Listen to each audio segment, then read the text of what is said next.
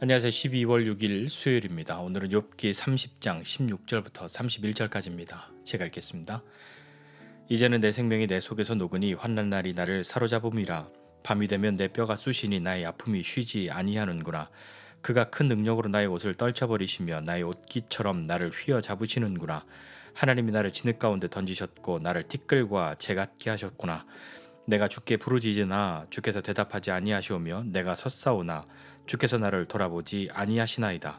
주께서 돌이켜 내게 잔혹하게 하시고 힘있는 손으로 나를 대적하시나이다. 나를 바람 위에 들려 불려가게 하시며 무서운 힘으로 나를 던져 버리시나이다. 내가 아나이다. 주께서 나를 죽게 하사 모든 생물을 위하여 정한 집으로 돌려보내시리이다. 그러나 사람이 넘어질 때에 어찌 손을 펴지 아니하며 재앙을 당할 때에 어찌 도움을 부르지 아니하리이까. 고생의 날을 보내는 자를 위하여 내가 울지 아니하였는가. 빈궁한 자를 위하여 내 마음이 근심하지 아니하였는가. 내가 복을 바랐더니 화가 왔고 광명을 기다렸더니 흑암이 왔구나. 내 마음이 들끓어 고요함이었구나. 환난 날이 내게 임하였구나. 나는 햇볕에 쬐지 않고도 검어진 피부를 가지고 걸으며 회중 가운데 서서 도움을 부르짖고 있느니라. 나는 이리의 형제요 타주의 버시로구나. 나를 덮고 있는 피부는 검어졌고 내 뼈는 열기로 말미암아 탔구나. 내 수금은 통곡이 되었고 내 피리는 애곡이 되었구나. 아멘. 욥의 처지를 지금 욥이 이야기하고 있습니다. 그런데 지금 욥이 말하고 있는 것은요, 욥이 거짓말로 과장해서 아주 엄살을 피워서 하는 그런 이야기가 결코 아니지 않습니까? 정서적으로 또 신체적으로 영적으로 욥은 고난과 고통 가운데에 있는 것이죠. 그러니까 욥이 하는 것은 부르짖고 있지 않습니까? 이해할 수 없는 이 고난과 고통 속에서 하나님이 왜 그것을 허락하셨는지 듣고 싶고, 그래서 하나님께 묻고 있는데 하나님은 답이 없으시죠. 하나님은 이렇게 큰 고난과 고통 속에 있는 욥을 모르는 척 하시는 것 같고 외면하시는 것만 같고, 욥의 말에 의하면 하나님이 그렇게 집어 던져 놓으신 것처럼 그렇게 놓여져 있는 자신을 하나님 앞에 이야기하고 있습니다. 욥이 이야기하고 있는데 하나님께 부르짖고 있는데, 부르짖으면 하나님이 응답하셔야 하고 응답하실 것을 기대하고 하나님께 부르짖지 않습니까? 그런데 하나님은 부르짖고 있는데도 응답하지 않으시죠? 나를 돌아보지도 않으시는구나, 그렇게 이야기합니다. 하나님 왜 내게 이렇게 잔혹하게 하시는지, 왜 바람에 날려가게 하시고 왜 나를 그렇게 그 힘 있는 손으로 나를 집어 던져서 그렇게 던져버리시는지 하나님께 묻고 있는데 하나님 말씀하지 않으신단 말이에요. 그러니까 욥이 하나님 이러다 나 정말 죽는다고, 그런 너무 고통스러운데, 사람이 넘어지면 넘어지지 않으려고 손을 이렇게 대기도 하고 그렇게 하는데 그냥 쓰러져 넘어지는 사람 없지 않습니까? 본능적으로 우리를 보호하려고 이렇게 손을 뻗기도 하잖아요.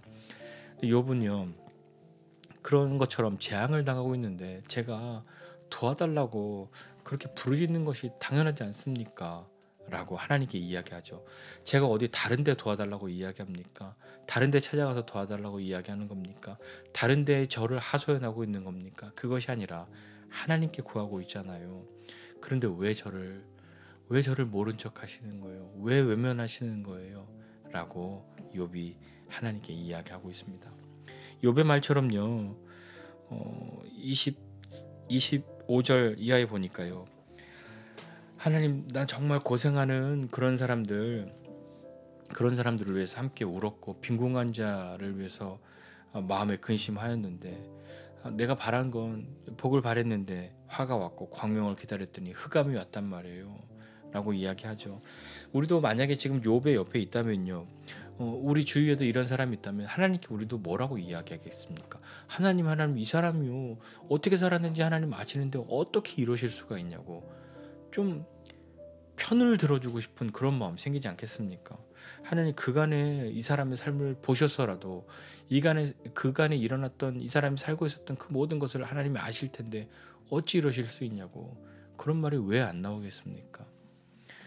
욥이 얼마나 처절한 고통 가운데 있는지 욥은 27절 이하에 다시 한번 자기의 고통을 호소하고 있단 말이에요. 마음이 평안함이 없어요. 들끓어서 고요함이 없고 환난 날이 지금 임하여 있고요. 햇볕에 탄 것도 아닌데 피부가 다 검어졌고요. 뭐 뼈가 녹는 것처럼 그렇게 있단 말입니다. 그러면서 회중 가운데 서서 도움을 부르짖고 있는데 아무도 돕지 않아요. 아무도 돌아보지 않습니다. 그러니까 욥이 나는 이리의 형제요 타조의 벗이로구나 이렇게 이야기하는 거죠. 아무도 자기를 돌아보지 않고 관심도 없으니까요. 도와주지 않으니까요. 이렇게 선한 의로운 그런 욥에게 하나님이 왜 이렇게 하시나요? 누가 보아도요 욥이 그렇게 선하게 살았고 의롭게 살았고 하나님 보시기에 그렇게 자랑할 만한 삶을 살았는데 욥에게 하나님은 응답하셔야만 하는 건 아닙니까? 여러분 어떻게 생각하십니까? 이런 욥에게 하나님이 응답하셔야 하지 않습니까? 왜 욥이 이렇게 부르짖는데도 응답하시지 않습니까? 라고 묻는다면 당연히 하나님 응답하셔야지 라고 대답하시는 분도 있을 거고 뭐 당연한 것이 아닐 수도 있지 라고 대답하는 분도 계실 겁니다. 여러분 어떻게 대답하시겠습니까? 어떻게 해야 그렇게 하나님이 하시는 거지라고 수긍이 되고 동의가 되시겠습니까? 욥은요 계속해서 뭐 물론 고통 가운데에 그 감정적인 어떤 신체적인 그런 오르락내리락은 분명히 있지만 초반에도 주시니도 거두시니도 여호와시라고 고백하였고요. 좋은 것으로 욥에게 응답하시기도 하지만 하나님이 그렇지 않은 것으로 응답하실 수도 있다. 악인 벌해야 하지만 그렇지 않을 때도 있는 것처럼 그런 모든 것이 하나님의 뜻 가운데 하나님의 주권 아래 그렇게 이루어져 가고 있다라고 욥이 고백하고 있지 않습니까? 우리의 기도에 하나님은 어떻게 응답하시나요? 뭐 이렇게 처절한 고통 가운데에 정말 혼신의 힘을 다하여서 부르짖고 하는 그런 때가 우리들에게도 있지 않았습니까?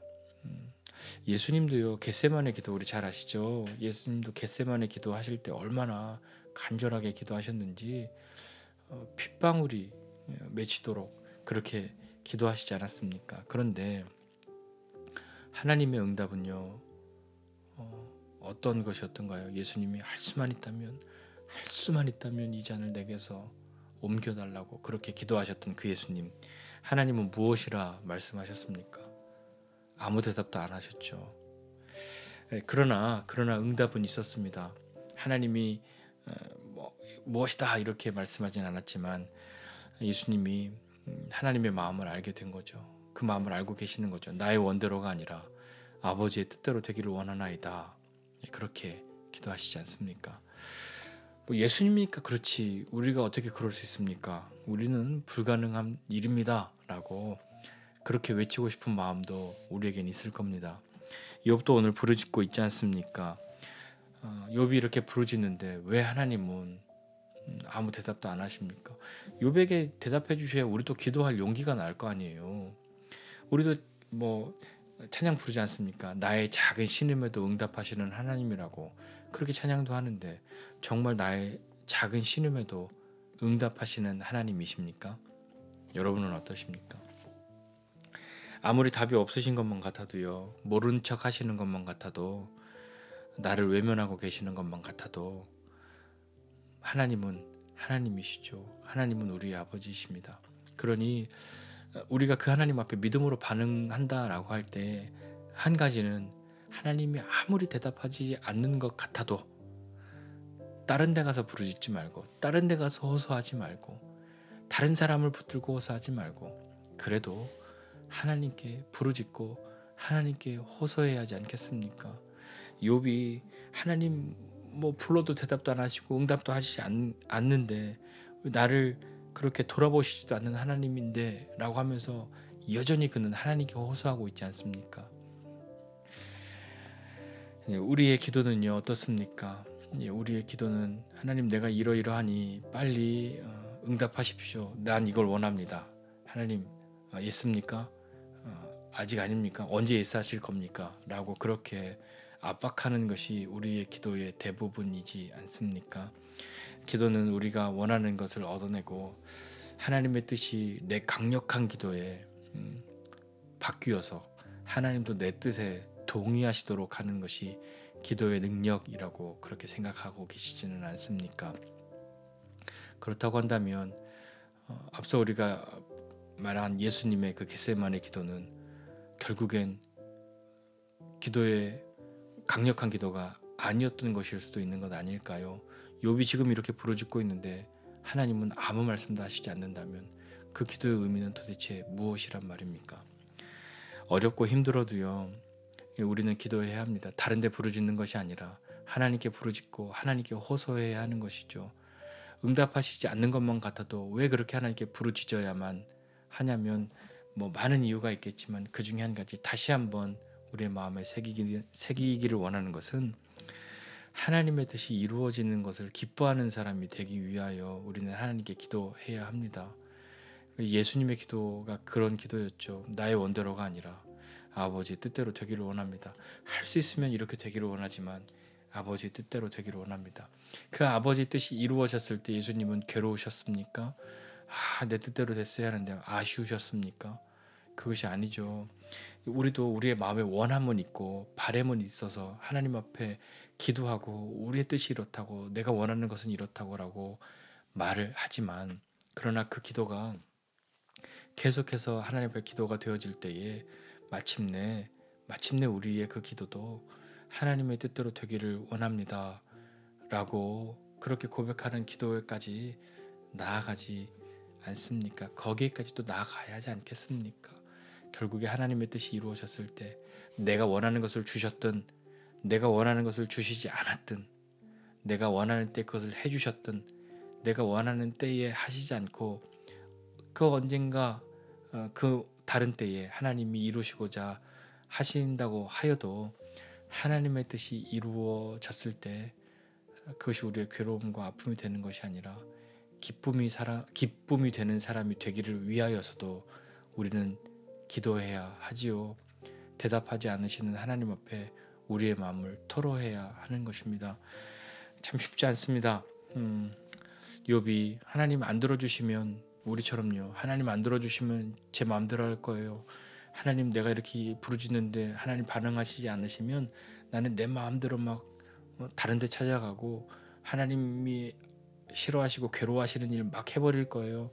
그렇게 협박하는 것이 아니라 그래도 욥은 하나님께 부르짖고 있습니다. 욥도 지금 부르짖으나 하나님 대답하시지 않는다고, 나를 돌아보시지 않는다고 그렇게 여전히 자기도 느끼고 있으면서도 그는 하나님께만 고하고 있죠. 하나님께 부르짖고 있지 않습니까? 우리도 그것을 다시 한번 마음에 새겨야 하지 않을까요? 다른 데 가서 부르짖지 말고, 다른 데 가서 호소하지 말고 우리 하나님께 부르짖는 저와 여러분 모두가 되시기를 주님의 이름으로 부탁드립니다. 기도하겠습니다. 하나님 아버지, 은혜와 사랑을 감사드립니다.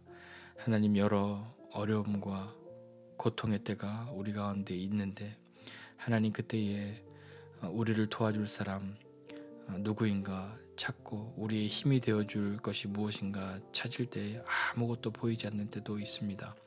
그러나 주님, 그 어떠한 때라도 우리가 하나님 앞에 기도해야 한다는 것 알고 기도하고 있습니다만, 때로 하나님이 묵묵부답이신 것만 같아서 마음이 조급해지고 초조해지고 불안해질 때도 있습니다. 주님, 이러한 우리를 긍휼히 여겨주시고 주님 붙들어 주셔서 하나님, 우리가 다른 데에 우리의 마음을 호소하고 다른 데에 가서 부르짖는 사람 아니라 주님께 부르짖는 사람 되도록 은혜를 더해 주십시오.